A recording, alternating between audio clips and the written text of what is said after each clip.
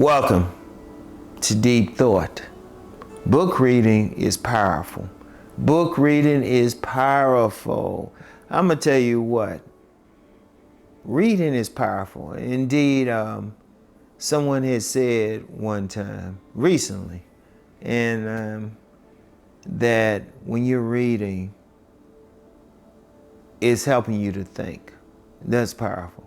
And indeed, I remember a mother figure told me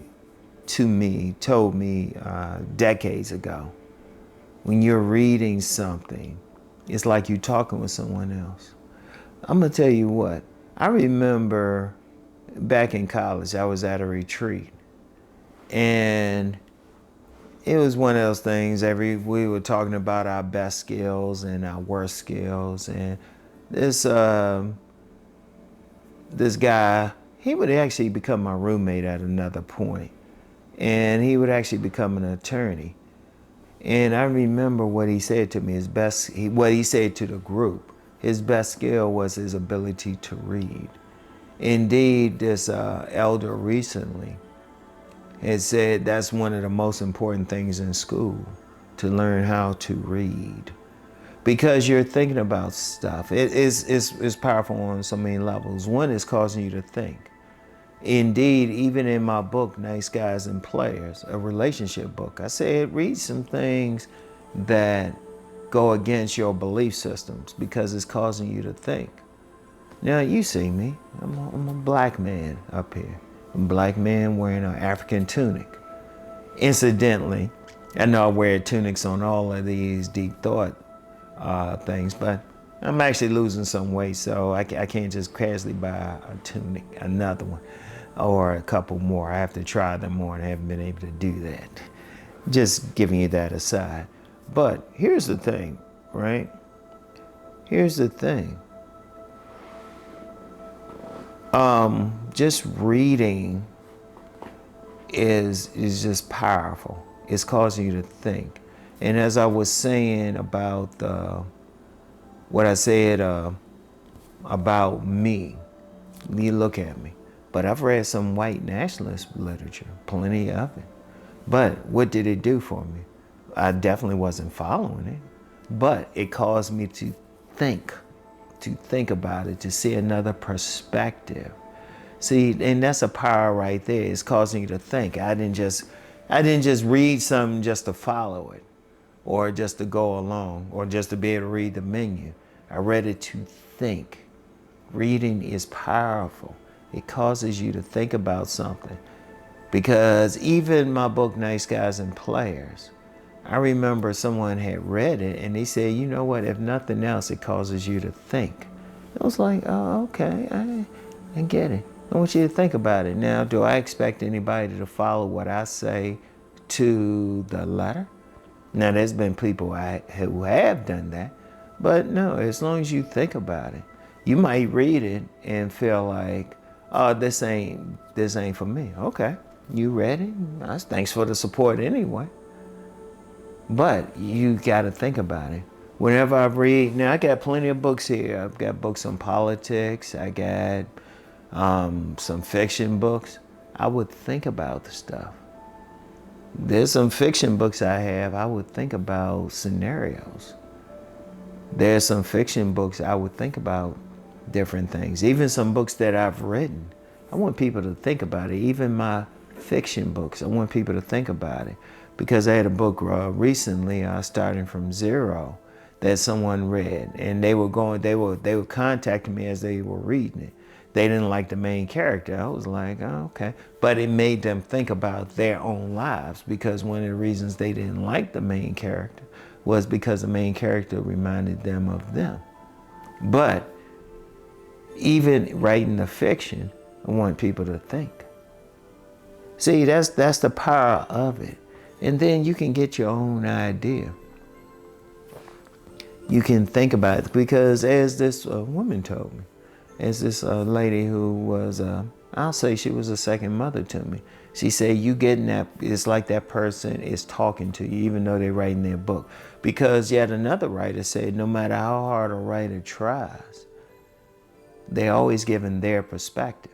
Even in nonfiction books, no matter how objective they try to be, they're still human. They still giving you their perspective. They can still, and I've read, it's not an exaggeration to say I've read thousands of books, including thousands of nonfiction books. People always give their perspective, because even writing some myself, there are some things I've talked about, some things I didn't talk about. See, that it's their perspective on something, because they're going to leave out something. They're going to leave out something. Indeed, I would say if you want to research any subject, read several books on it, and even read something that goes against that goes against what you might have just read, that talks about that.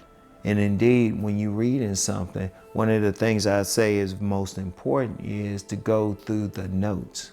Go through the end notes or footnotes, however the person organizes it, and then read some more.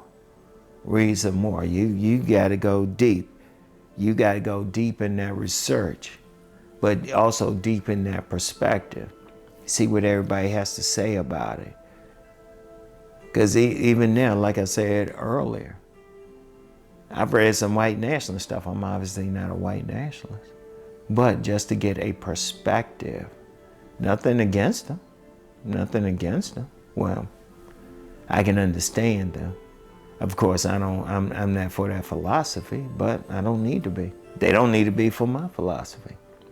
But I still just wanted to get a perspective, the ability to read it, to understand it. And there's been some authors I've read who might not have been popular overall, but I would still read them. I would keep an open mind just to get their perspective. And it's powerful, because then you can see stuff. You can see, reading, you're not just reading it just for entertainment, or you're not just reading it just for research. You're reading it for a perspective, and it can help you to think about different things. It can help you to see someone else's perspective, and you can think about it. It can help you with your own perspective on different things. See, it's powerful. Indeed, I would say that's why some of the theys, and now I'm not talking about the theys in your family, but I'm talking about theys in power, really want to mess with education. Because if people read things, if people can really read things, they might not follow as easy. I want y'all to think about that. That's powerful in itself. That's powerful in itself. But when you can read stuff, you can research stuff, you can do your own research, you can see what's up.